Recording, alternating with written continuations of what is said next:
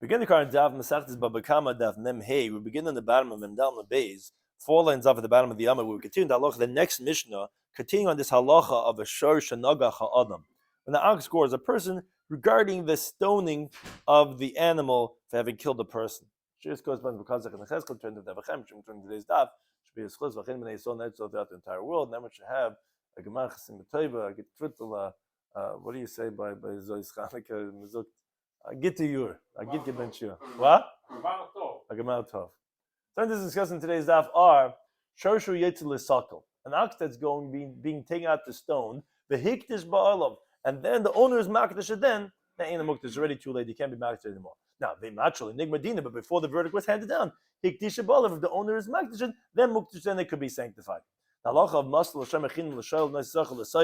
if someone gives over his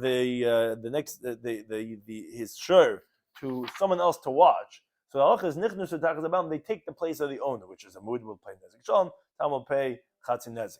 Now, as machlekes Tana Kama Rabbi Yaakov regarding the liability and the exemption of the shomer. What happens if the shomer gives it back to the owner after it's already been paskin and it's going to be killed? So he holds no, you can't. It's not like you're giving it back, because you don't say by sur hana this animal is sur hana, it's going to be stoned to death, and it's also a little bit more complex. Tais Rashi, but that the Gemara din of the shiur is only in front of the ox, and therefore you giving it over, it's you're causing it to be liable. Then you're going to be chayiv. Whereas Rabbi Yaakov holds no, even after the Gemara din, if you give it back now to the owner, like you gave it back, because we say by sur hana here, this is yours, and because the Gemara din of the ox is even shalai b'fanam, so therefore I didn't do anything by giving over to the court the ox that I was watching, and therefore he's going to be exempt. And the Gemara has 4 opinions regarding shmir b'chusa or shmir me'ula, regarding the responsibility of what type of shema you are, regarding what type of shmira are you obligated in. So begin the current daf, the bottom of Memdal the base, 4 lines of the bottom of the Yommi. The Mishnah says, Shorshu Yotzel L'Sakel. So you have this ox that's being taken out to be stoned, and the owner's like, sure, this was a great ox, this was my powerful ox. And so he goes, Kodesh Lashem says, this is, I'm being makdish to hekdesh, ain't a mukdish, it's not sanctified, it's already aser ba'ana. Shachtai, if let's say he goes and he quickly shechts it before they get their hands on it, sorry aser, the meat is forbidden. Now but if the judge didn't come back yet with his long wig coming back and he's banging on the gavel and he says, that's it, order in the court, and he said before, and he says, hekdish above, he says, I'm being makdish, mukdash is going to be sanctified. If he slaughters it, the meat is going to be permitted. That's one halacha. Continues the Mishnah. What happens if Misar l'shem echinam? As Rashi explains, this is not going back in the first half of the Mishnah. It's a different teaching.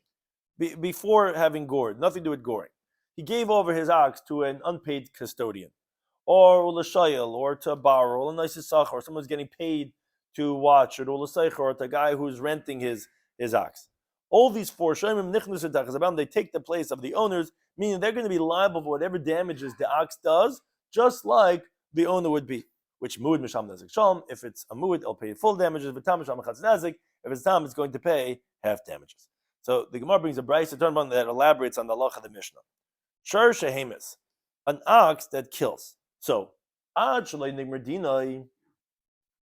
If the verdict wasn't judged yet, so if mecharai, if the owner sells it, meaning as Rashi points out, even according to Rabbanan, that don't darshan b'ba'alav, that from there you see that the death and the court case have to be the same as one, and they hold that the ox would be liable to be executed even if there's no owner, as we brought this in the discussion of the previous Mishnah of our Amid. Even so, if he goes and he sells it, as Getim Tabam Hey Amid Aleph, Macher. Meaning we're trying to say, when you sell it, so you're not the same owner anymore. So according to those who say that when you switch owners, that's it, it's not going to be chayiv misa anymore. Okay, that's a pashta halacha. Of course you could sell it, because the moment you sell it, it's not chayiv misa anymore. So Rashi is telling us, no, even according to Rabbanan, that they hold that, no, it's still going to be chayiv for misa. I don't care that it wasn't misa when it killed the person and hamad b'din, that it's not the same owner. But if you do sell it, it is going to be considered as sold. What do you mean sold? Aren't you going to execute the animal? Yeah, but Rashi says, Tais discusses Rashi, but it's l'radya, meaning for plowing, for until they take the animal. It's on death row. This ox. But until they kill him, no, he can still be a productive member of society. Hikdishi mukdish. If he sanctifies, he means kaidish. Rashi says, what's the nafka mean? What do you mean? I thought you're going to kill it anyway. Yeah, that if someone has benefit from it, he's going to commit me'ilah. Shachta, he slaughters it. Sorry, mutter. The meat is going to be permitted. Because lamaisa, it's still before the Gemara of the Din. Now, what happens if the shomer gives it back to the owner who he was watching it for? So muchzeh. So says the Tanna Kama, he gave it back because even though the courts are going to take away from him, the shem is pater. Because when I gave you the ox back, it was a regular ox. Now, this was all before the Gemara of the Din. Mishenigmar Dina, once the verdict was handed down, no. Machra in the Machra, you can't sell it anymore. Iktisha in the Mukdish, be sanctified, it's not Kaddish, because it's not in his possession anymore, it's sanctified. Shachta is slaughtered, Basara, also the meat is forbidden. If you give it back to the owner, he didn't give back anything. This was already Yisur Hana. This was a done deal. Now, that's a Tanna Kama. If Yaakov says, no, Av Mishenig Medinai. Even if the verdict was handed down that guilty of this ox, they're going to stone him to death, and now this guy quickly grabs a U-Haul and he gets him on the truck and he brings it back to the owner, is muchzeh. He got it home safely, it's back, even though the police are running after with the sticks, they're coming after him, he returned it. Says the Gemara, let's say, what's this machlokes Rabbi Yaakov and the Rabbanan? Like this. The Rabbanan hold, you can't say by somebody that's forbidden to have benefit, here, what's yours is in front of you. You can't say that this is asabana. They're going to stone this. This is not even mutter anymore. So you can't say, look, I gave it back to you. Now, as Rashi explains, the nafkamina is, if let's say someone steals chametz, and now it's after Pesach, what am I going to do with all this leftover intimins? He gives it back to him. It's not giving back to Yisra. No, what are you giving? You're not giving me back anything. Rabbi Yaakov somebody holds, no. You could even say by Surah, yeah, look, this is yours. It's the same thing. It's in its original state, even though now it's worthless. It's yours. That would be seemingly the machlokes. Amar Rabbi says, no, not necessarily. The kulam, you could say that everyone holds, you do say by something, even though it's asbana, look, this is yours thing. It's the same thing. I understand that status has changed. It's the same thing. It's yours. And I'll tell you why everyone should hold like that in this case. Because that would be the case, like you want to say that this the machlokes is the Rabban hold that you don't say. Then why are they disagreeing in the halacha of this case? Niflig, let the Rabbanan disagree regarding chametz on Pesach, and let them say that if a guy stole chametz, truckloads of cupcakes, and then 2 weeks later after Pesach he comes and he drives it up to the guy's house, you should say, you're going to be chayiv, because it's surah. You hold that you can't say Reishal Chabanecha.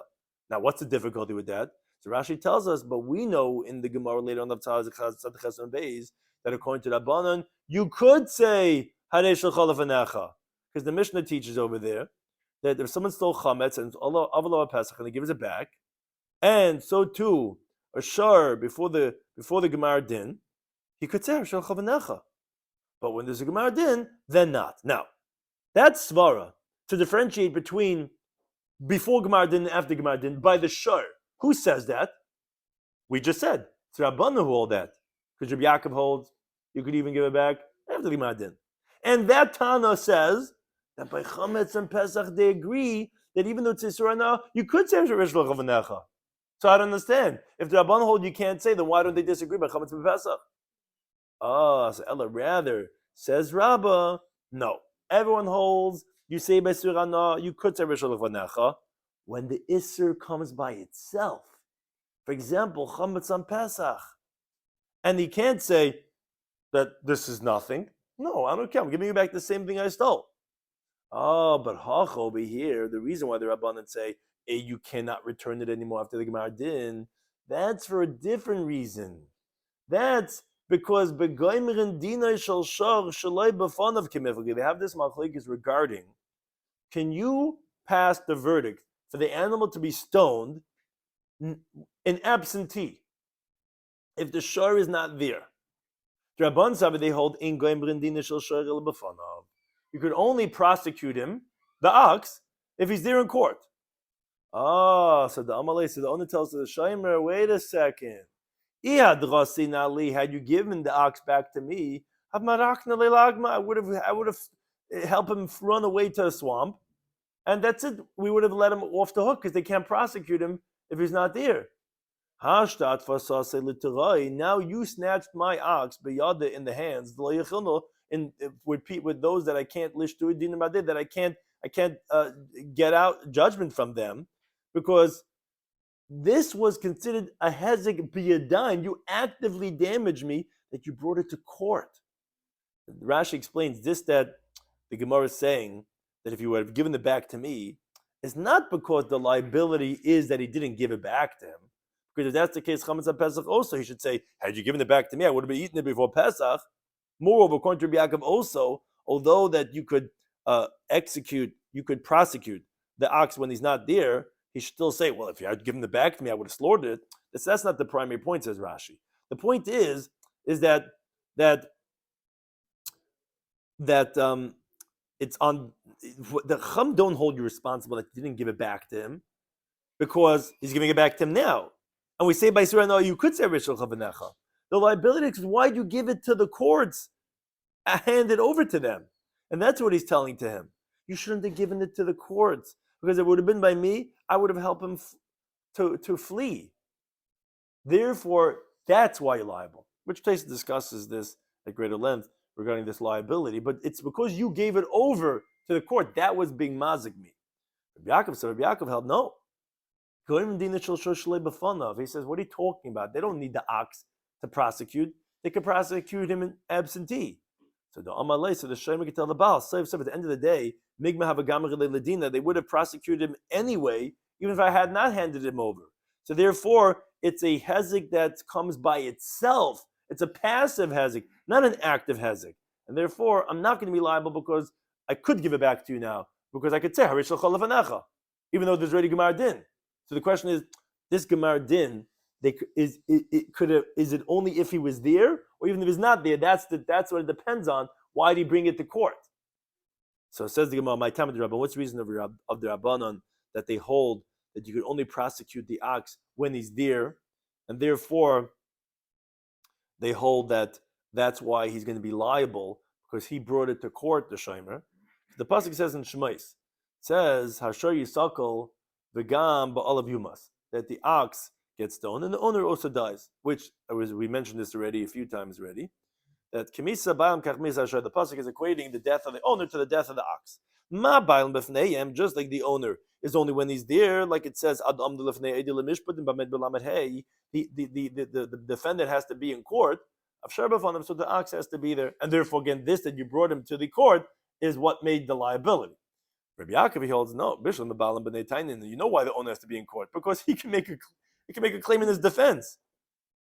Ella shur bar tanasahu. You think an ox could make a claim? And even though in general we make a hekesh of Kimisa Ba'am Kachmei Zashar, says Taisis, for this thing there's no svar to make that drasha, because why would he have to be in court, the ox?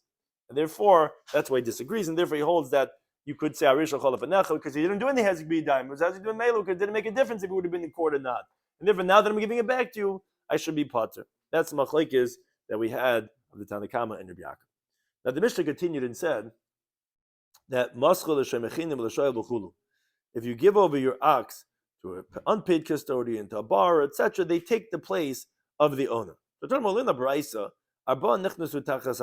4 types of custodians that take over the place of the owner. And they are Shemechinim, the unpaid custodian, Bashel, the bar, and the guy's getting paid to watch it, and the renter. Hargoi, if the ox killed someone, so Taman, if it was a first timer, so Neragan, he gets killed, and of course the owner, which is now the Shomer, is exempt from Kaifer. Mu'adin, if they Mu'ad, Neragan Meshamas HaKaifer, they get executed the ox, and the owner has to pay Kaifer. And V'chayav Lahach is the Meishar Labalav. Now the Shomer, now that the ox got stoned to death, he has to give back the value of that ox to the owner, except for the unpaid custodian. So he's going, whoa. Amri, they said, hey Chadami, what is the case talking about that you're saying that all the shomer are going to be responsible except for the shemechinim. What's this case talking about? So the Gemara says, what's the question? Because idenatre, if you went and it was guarded, you did what's called a shmir me'ula, a bona fide watching, then all of them should be pater from the value of the shur, except for a shoyl. Because shoyl is chai for everything, but all the rest, shem mesachar and the seicher, they're all anusim. They would be beyond their control. They're pater on einsim. And v'idoloinatre, and if it wasn't watched, afal shemechinim nechayev. Even the umpire story, it's a pshia. Even they should be chayv. What's this case talking about? Some of they said, we're talking about over here is the nut shmir pechusa. It was a weak, inferior type of watching, meaning he put up a door that could withstand the common wind. But V'leinat Shmir Me'ula did not do a bona fide, full-fledged, double coating type of a shmira. Okay, so Shoymechin, unpaid custodian, kosler shmira. So that's it. He did his watching because he doesn't have to be so strong in his guarding. It's enough with that, as long as it wasn't a negligence. So then, regarding the bailim, he's going to be potter from the value of the shar because it's enough to do shmir pechusa. Now, the thing is, he will still require kapara. The reason why he has to pay kaifer is because regarding the person that his ox killed, that he was watching, for that he needs a kapara. So that he needs kaifer. But regarding the original owner, I'm exempt as long as it wasn't negligent. And hanach, but the rest, like kosher shmiras, no, their shmir was not over with a shmir pechusa because they should have been very strong in their regard because they were getting paid or they had some type of benefit by being watching for the responsibility of the owner. And for them, it is a negligence, just like they're responsible for a higher level of, let's say, theft and when it gets lost.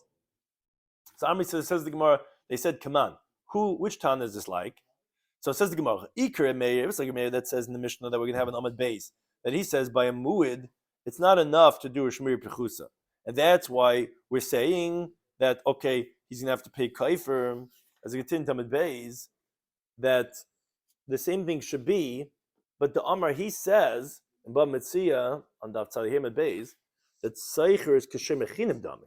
So this is difficult. It would make sense like Remeir. The problem is he says that the renter has halacha like an unpaid custodian. So listen, you should say Chutz Mishem Mechinim V'ha Seicher. They both should be exempt when it comes to an Oynis, meaning when they did a Shmir B'chutz and not a Shmir Me'ula, because the Seicher is like the Shem Mechinim. So why are you only saying Shem Mechinim, but the Seicher is going to be Chayiv? So it doesn't make sense to be Remeir. And Vikra Yehuda, the Amar that he says, oh, don't worry, he holds Seicher is K'nei Seicher Dami. He holds that the renter is like the paid custodian, and therefore we do a Shmir Pechusa. So we're going to say that it's going to have the same halacha like the K'nei Seicher. The problem is, but then why are you paying Kaifer? Because Rabbi Yehuda holds a mu'id is enough for the Shmir Pechusa. So in this you should say Chutz Mishem Mechinim, you're right, except for Shem Mechinim, they're all going to be chayiv. But you should say B'kul and all of them b'mu'adin, if they're mu'id, peturim in your kaifer.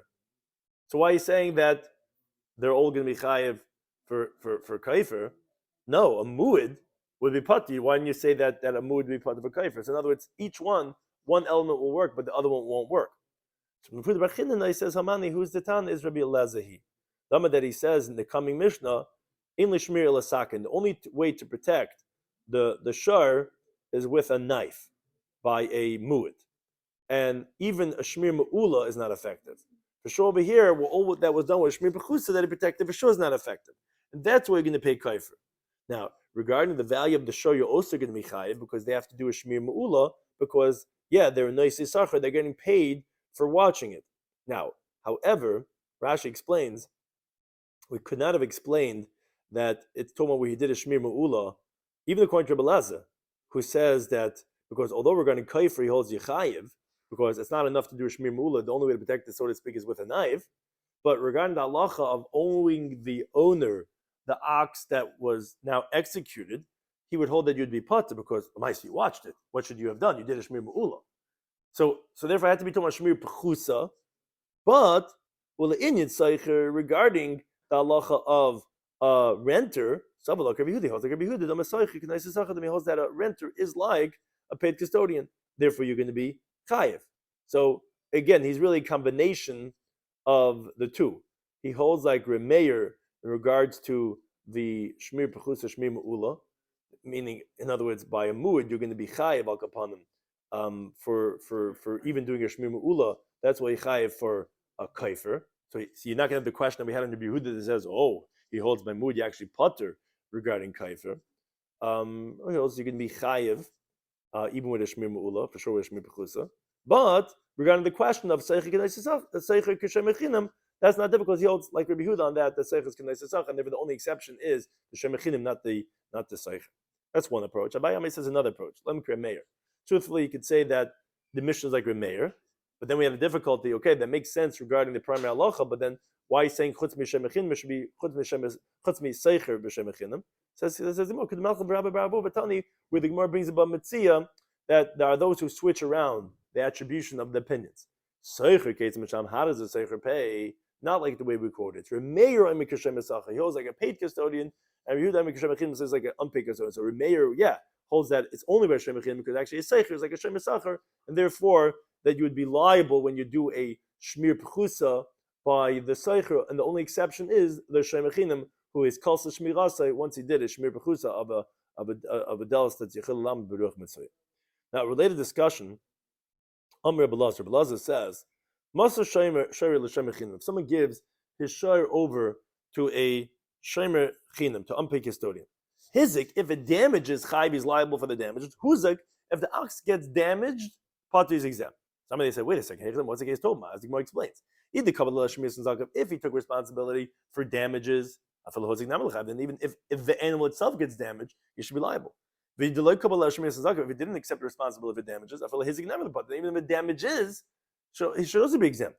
Some Rabbi says, no, the truth is he accepted upon himself the responsibility of damages. But an interesting case. It was recognizable that this ox was a goring type of an ox. Now, the stomach of the milsa, it was like a bully. No pun intended. The stomach of the milsa, and the presumability of it is that when you have a shur nagkin, when the person accepts responsibility of damages, you say, okay, this ox is going to get into trouble. It's for what the chazaka is that he's being makabel. What did he accept? When you're taking responsibility for a bully, say, okay, I'll watch the bully, right? I'll take responsibility for the bully. What are you taking responsibility for? You obviously take responsibility that if he punches anyone else, that you'll take responsibility for that. But that someone else is going to damage him, he didn't entertain the thing because no other bull stands up to him, to the bully, and therefore he's actually ironically going to be exempt. If the bully gets injured, the bully comes home with the black and blue marks. That I didn't take responsibility. I thought he's going to hurt someone else. I was always watching him to make sure he didn't punch anyone else. I was watching his fist. I didn't watch behind. I didn't think anyone's going to hurt him. So interestingly, that's the case why he's only going to be chayiv for the hizig, but not for the huzak. You gotta look at the next Mishnah. Continue on the Shir Shenagach. The last Mishnah in this parak is kashru ba'alav b'maiselei. Let's say the owner tied the ox with its reins, or v'no b'fanav kirdo. He locked the door in front of it appropriately, which Rashi explains is a shmir pechusa, meaning it's the weakest type of guarding. It's like a door that could withstand a common wind, as the Gemara brings later on Perek HaKohen, the name of base. Okay, but in spite of him tying it down or closing the door in the regular way, the yatzav hizik, it gets out and it damages.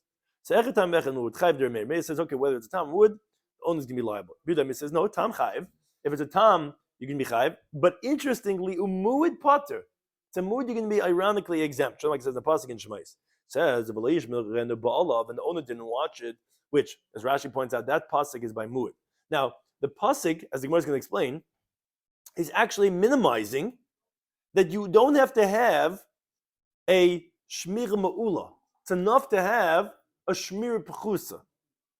Because Vashama was there. It says just that you didn't watch it, and you did watch it. At least a shmir pechusa. So actually, by a mood, you're going to be pater. Lazaim, he says, we just quoted his opinion just before. He says, no. English shmira, there's no way to protect a shara muad elasakan only with a knife. Meaning, as Rashi explains, even if you did a shmir ma'ula, it knocks down the wall, it goes out, you're going to be chayiv. So, like Rashi explains, there's a three-way machlokes regarding the shara muad. According to Meir, a shmir pechusa, if you do an inferior shmir, you're going to be chayiv. If you do a shmir ma'ula, you're going to be pat. According to Yehuda, no, you're going to be pater even if you did just a shmir pechusa. According to Belazar, you're going to be chayiv even if you did a shmir ma'ula, doesn't help, you're still going to be chayiv. Says the Gemara, explaining the opinions about Mishnah, my time of the Meir. What's the reason of Reb Meir that he holds that you're always going to be chayiv if you do a shmira pechusa. You only part if you do a shmir me'ula. Because Ksavi holds like this. Stam shvarim, in general, oxen, love becheska shimer kaimi. What does that mean? So Rashi explains. Meaning, a person generally doesn't watch his ox at all. He just leaves him and they come and they go. Okay. So when the Torah is telling you, Tam nechayiv. Okay, so that's it. By the time you should be chayiv. Why? The Torah basically wants to mandate that at least you'll do a modicum of protection. Because generally people don't watch their oxen.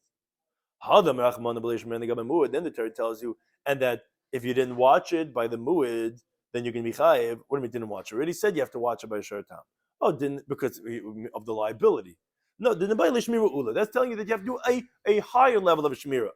Now, now we learn out the Gezerah Shava of goring of a tam or goring of a mud, that a tam should also require shmir ma'ula just like a arham mud. So you see that both of them are going to be chayiv if you did a shmir pchusa, but you can be pater if you do a shmir ma'ula. So according to Meir, they're both the same, tam and mu'id. Now, next opinion, Rabbi Huda Sabi, he holds, no, stam shvarm, he held that in general, oxen are actually becheska shima kaimi, which Rashi explains, meaning a person doesn't, there's no person that doesn't watch his shar, at least a modicum of people see the kids in this town running around. There's someone watching somewhere, something, there is a parent somewhere. So people do watch their oxen a little bit. And still, Amrachman, the Torah tells you, Tam Nishalim, the Pasuk holds you liable by Tam. Why? Because Diniboyle Shmira Ba'ula. Right? This depends on, like we said, if you hold La B'cheska Shimer, and the Torah is telling you liable because the Torah wants you to do at least some Tam Shmira. But if you hold that people generally do watch, so why is the Torah making a liability? To make you do a full-fledged, a Shmir Ma'ula is what the Torah wants from you. Okay. So already at Shmir Ma'ula by Tam. So Hadam Rahman, when the Torah subsequently says and that you didn't watch a Gabi Mu'id, well, what's that telling you? Didn't have a Shmir Ma'ula to do a Shmir Ma'ula. The problem is, according to Rabbi Yehuda, have a riba cheriboy. That's inclusion after inclusion. Now we know the Talmudic principle of riba cheriboy lamayit. A plus and a plus is actually coming to minimize. So mita kasla Shmir Ma'ula. Interestingly, the pasuk is actually minimizing, telling you by a mu'id that actually you don't need as much as a short time. You actually only need a shmira pechusa. Now, v'chitem, if you're going to say, right, it doesn't say a svara.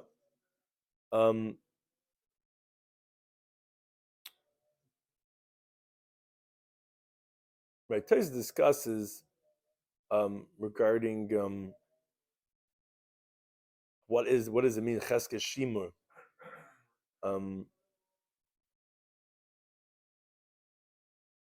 He discusses that what does it mean.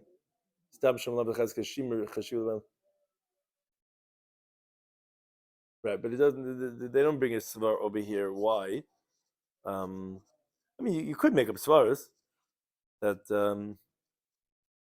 the liability of the nezik shalom is a deterrent, but either as it doesn't bring a svar. They bring it on the bottom svaras. Oh, that we're going to see in a second. I'm saying, but what does that do with the part of the mood? Right. So yeah, you could say svaras, but akapanim v'chitem, if you're going to say negichla tam negichla muid, that tam also now, just like we said for the first mandam of Meir, that okay, now that we know by muid, we compare the same thing to tam, and maybe you'll say tam should also be enough for the shmir pechusa. No, Amir Rahman, the Torah is excluding not to compare tam because it says b'lo yishmeranu, you didn't protect it, which is telling me that this halacha of minimizing it, the shmir pechusa is lezeh only for the muid b'lo la'achar, not to anyone else, not to tam. Says, wait a second, but you need that lo yishmeranu l'lav. In other words, for itself. To say that if you didn't watch it, a shmir ma'ul, you can be chayiv. How could you darshan from it a ribach riboy? And if that's the case, so then where do you know the mir of tam? Don't you need it to tell you that you need a shmira ma'ula? So says the Gemara, if that's the case, Nechta brachmona v'lo yishmer. It should have said don't watch it. My v'lo yishmer, then don't watch it with a designate of a specific. Tells you lazeh. No, only to this one I excluded it that it could be a shmir b'chusa b'leila acher, and not to that of the shur tam. So that's the second opinion.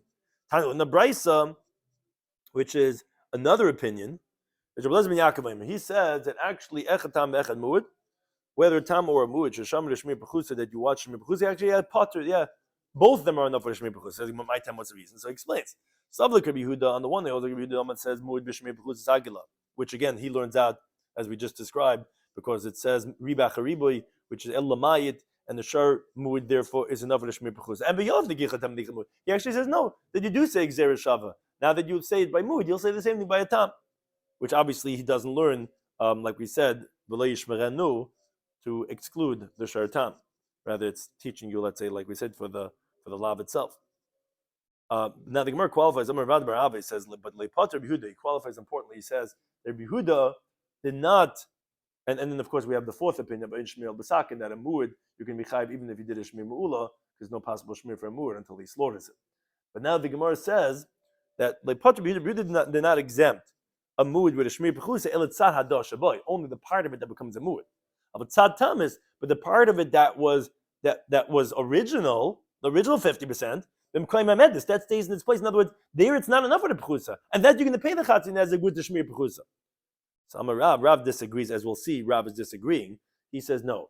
He said mu'ud lekeren yamin. When you're a mu'ud for the right horn, in the mu'ud lekeren small, you're not a mu'ud for the left horn. So they said, wait, I'll leave it out. According to whom is he going? In other words, most definitely regarding payment, we didn't need Rav to let us know that the right horn you'll pay nezek shalom, and the left one, which you're not a mu'ud for, you'll pay chatzin nezek, because we have many of these cases in our Mishnayos. Because even if you're mu'ud la'adam and not mu'ud la'behema, for sure the right horn, which is the stronger side, is not going to make you mu'ud for the left horn.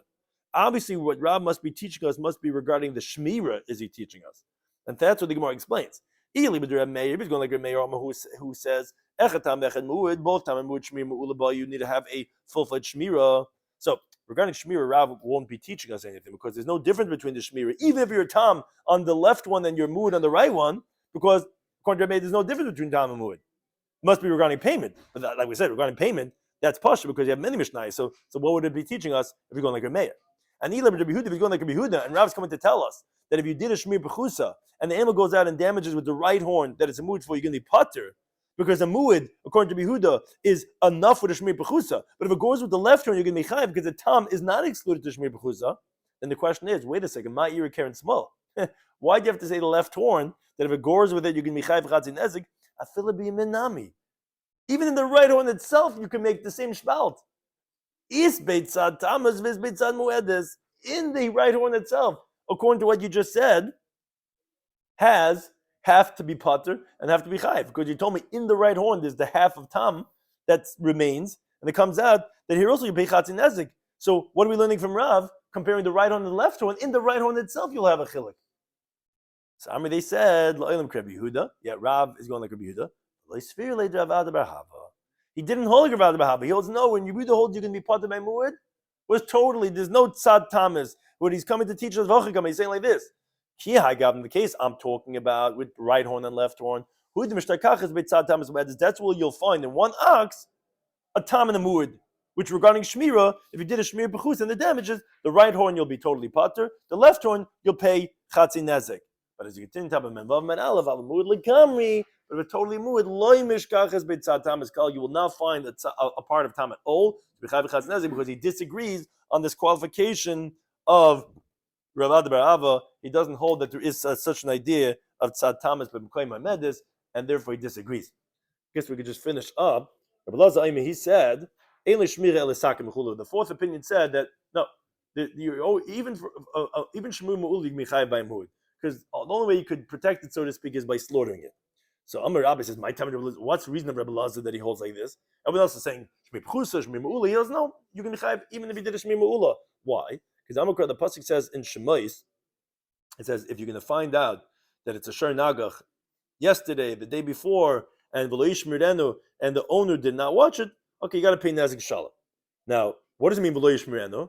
It means that you cannot watch it. Shuv ein l'shmir l'zeh. There's no more watching for it.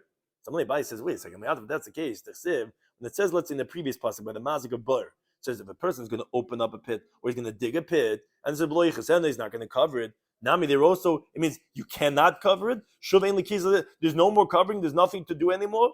Maybe you're going to think that's the case, but now we're learning the Mishnah it says kiso karo. If you covered a pit appropriately, and an ox or a donkey falls in and it dies, you see covering is enough. So it doesn't mean that you cannot cover it, it just means if you didn't cover it. So doesn't mean you cannot protect it anymore, you have to slaughter it. It means if you didn't.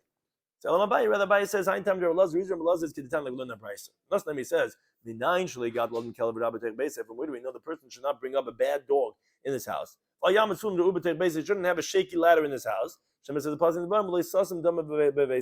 not place blood in your house. Here also, that according to this, lo yishmerena means don't maintain it as which Tosfos says it's a wonder. For that reason, you should say that it shouldn't be enough with covering a pit because of Rav Nassan's teaching also. It says no, by a bar you can remedy it much more when you cover it appropriately. But a shiur is like there's really nothing to do about him. He's a wild animal, so he's not learning it out from the pasuk b'leiv shmirena. Stam, you can be chayiv because you're liable that you shouldn't have had a damaging force in your house, and therefore, if you do, that's why you're going to be chayiv. We'll return to the fourth parak in Bava Kama Daf, which again spoke about the halachas of shor shenagach, and we shall return to. Thank you to anytime for hosting us.